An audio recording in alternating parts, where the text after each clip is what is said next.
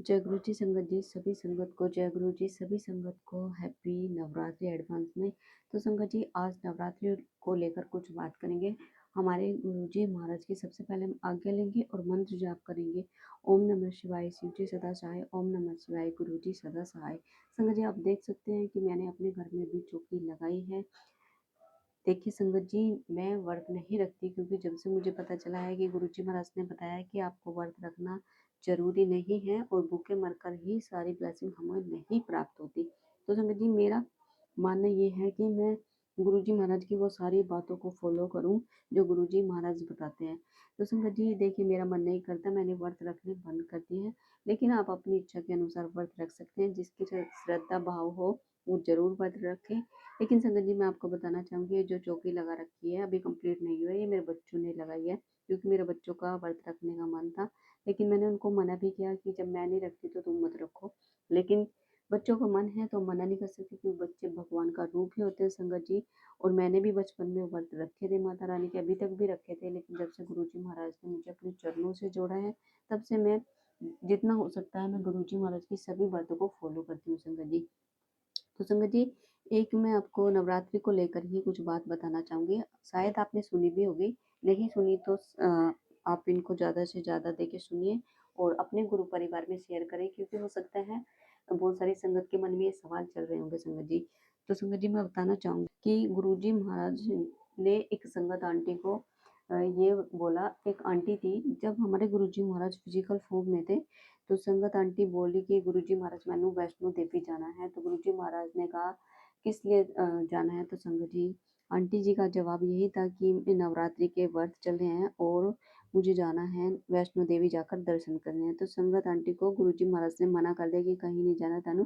तो संगत जी आंटी ने कहा नहीं मुझे जाना ही है। तो गुरुजी महाराज ने आंटी जी को कहा जा तू किचन में जा। तो संगत जी आंटी जी किचन में गई और किचन में जब संगत आंटी गई तो उन्होंने वहां पर देखा जो हमारी माता रानी के जो 9 रूप होते हैं। तो अपनी हमारी माता रानी के 9 रूप संगत आंटी जी ने वहां किचन में देखे और आंटी जी देखकर हैरान हो गई और बहुत खुश हुई। तो ऐसे ही हमारे गुरुजी महाराज, जो हमारे गुरुजी महाराज मना कर देते हैं तो हमें उन बातों को जरूर फॉलो करना चाहिए। तो आंटी जी बाहर आई और आंटी जी ने गुरुजी ने पूछा कि अभी तनु वैष्णो देवी जाना है। तो आंटी जी हंसकर बोली कि मुझे नहीं जाना है क्योंकि हमारे गुरुजी महाराज ने दिखा दिया कि आपको कहीं भी जाने की कोई ज़रूरत नहीं है। सब कुछ आप यहीं देख सकते हैं, आप मुझ में ही माता रानी देख सकते हैं, मुझ में ही जो भी रूप देखना चाहे साईं बाबा या माता रानी का या खाटू श्याम बाबा का, जिसका भी आप रूप देखना चाहें उस रूप में ही आप गुरुजी महाराज के अंदर वो सारे रूप देख सकते हैं संगत जी। बाकी देखिए संगत जी, अपनी अपनी इच्छा है, अपनी इच्छा को कभी नहीं दबाना चाहिए। आपका मन करता है कि आपको व्रत रखना है तो आप व्रत जरूर रखें। मेरा तो यही मानना है कि जब हम गुरुजी महाराज को मानते हैं तो गुरुजी महाराज की सारी बातों को भी माने। कहते हैं कि हम गुरुजी महाराज को मानते हैं लेकिन हम गुरुजी महाराज की नहीं मानते। हर एक संगत गुरुजी महाराज की सारी बातों को नहीं मानते।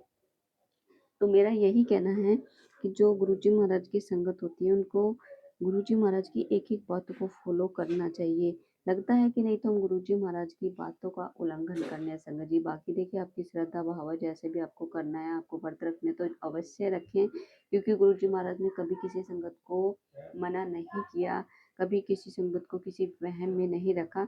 और गुरुजी महाराज ने हमेशा कहा कि कभी भी आप पंडितों के पास या एस्ट्रोलॉजी के पास आप कभी ना जाएं, कभी किसी को अपना हाथ ना दिखाएं, इन चीज़ों से संगत जी दूर रहें। गुरुजी महाराज ने हमेशा कहा है जब भी आप मेरे पास आओ तो अपना दिमाग अपने जोड़े के साथ ही छोड़ के आना, या तो आप अपनी चलाओ या फिर आप गुरुजी महाराज की बातों को माने।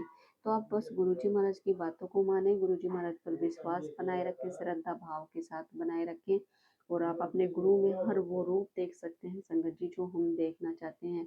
अगर आपको मेरी बात अच्छी न लगी हो तो मैं आप सबसे क्षमा मांगूंगी। लेकिन मैं गुरुजी महाराज को टोटली अपने आप को सरेंडर कर चुकी हूँ, तो मैं गुरुजी महाराज की सभी बातों को मानना चाहती हूँ। होता ही है कि हमसे भी हर रोज गलतियाँ होती हैं, लेकिन गलती होने के साथ साथ हमें हमेशा गुरुजी महाराज से क्षमा मांगनी चाहिए। जय गुरु जी, शुक्राना गुरु जी।